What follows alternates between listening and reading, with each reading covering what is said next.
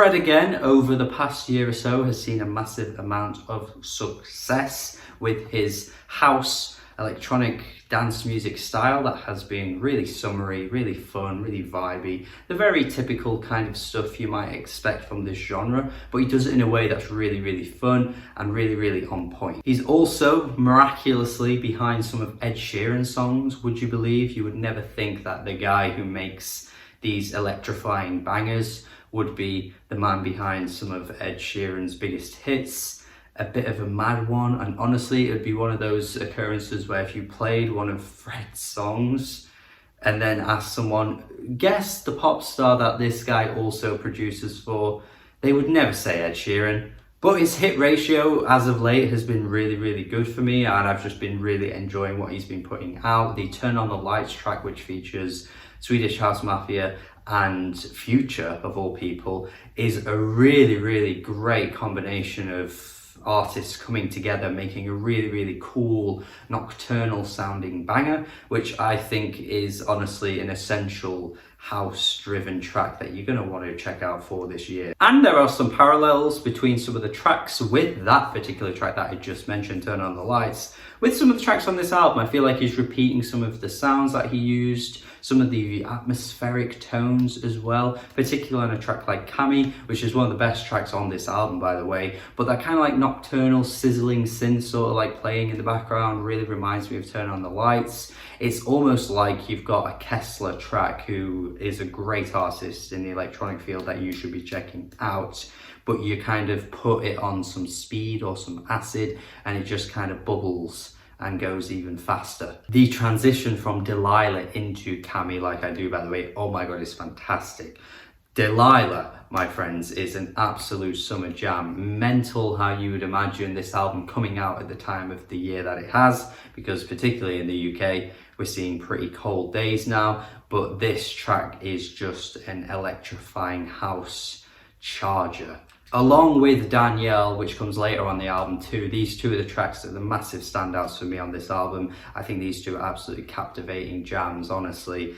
And the rollicking beat and the rhythm to Danielle as well is just so infectious. What a great, great tune this one is. There are some tracks that go against the grain of these kind of really in-your-face bangers. The track Isla at the start of the album, which has this kind of like descending flute sounding instrumental, which sounds really odd and doesn't really have a particularly straightforward rhythm to it, but I feel as though he's trying to play with sounds on this one and go for something a bit different. Then you've got Better With Time, which is a much more nocturnal, moody sounding track, which I like, I think is good, but not really quite the powerhouse on the level of some of these really, really in-your-face, big personality tracks. I might even say the same for Nathan as well, which again has these moody vocals, which sound okay. Like, when the beat kind of starts to drop in time with his voice, I think it does start to sound a bit better. But when I'm just getting so hyped up for these really, really in-your-face, rocking, raving tunes, I think tracks like this one just feel like they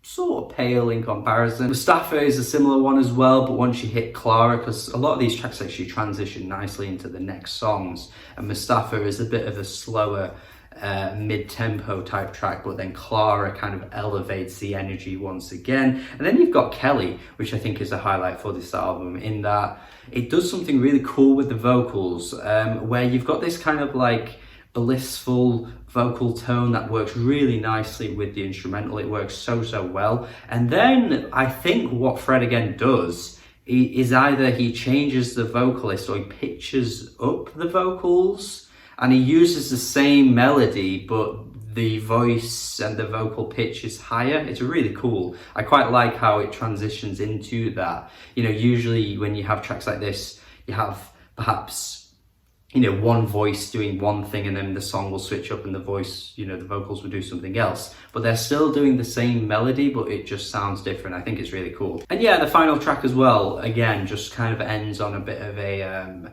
really depressing note, actually. It is maybe sort of like this album is attempting to have these really high moments, and then you've got the come downs, which makes the album go a little bit like this at times. So maybe that's why I wanted to end on this particular track, but it definitely feels a little too solemn for what most of this album is attempting to achieve for me. I was really tempted to go an 8 out of 10 with this album just because of how strong so many of these tracks are, and the melodies are so infectious with so many of these tunes. But because of the thing that I was talking about, those lower moments, those come down moments don't quite work for me unless maybe if I'm ever in a situation where I'm just feeling very depressed and I'm on a night out or something, maybe these moments will hit a bit harder, but that is a very rare occurrence, a very rare occurrence for me to ever have those moments on, you know, nights out or whatever. So I don't know if there's going to be a place for those particular tracks hitting hard, other than just sounding quite nice, because they are quite good, like they're decent moments. It's just when you've got those big moments, I'm just way more hyped for those. So I think it drops slightly to a 7.5 out of 10, but do not get me wrong, this is a highlight for the year easily, and is going to at least be an honourable mention for me by the end of the year, because I think I've had so much time with these tracks, given that a few of them have been released as singles. I've really enjoyed the album's atmosphere of how big and larger than life it is at times. It's a really good album, it really is. I think it just slightly falls short, but even still the score is irrelevant because I think what the music offers is really good. So yeah, let me know your thoughts in the comments if you've heard this album. If you haven't, let me know after you've checked it out. Please subscribe if you haven't already. I would love to see more people in the comments. As always, do have a good day and goodbye.